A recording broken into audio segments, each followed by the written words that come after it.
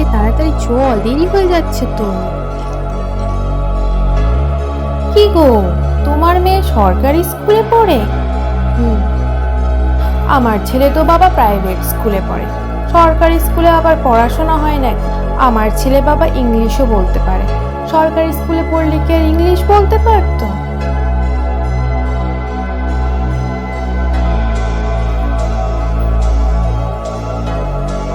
কিরে, কি হলো?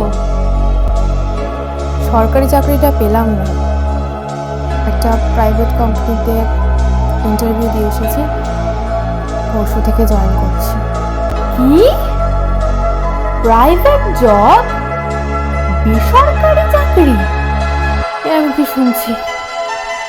এত বছর ধরে লাখ লাখ টাকা খরচা করেছি একটা প্রাইভেট জব পাওয়ার জন্য।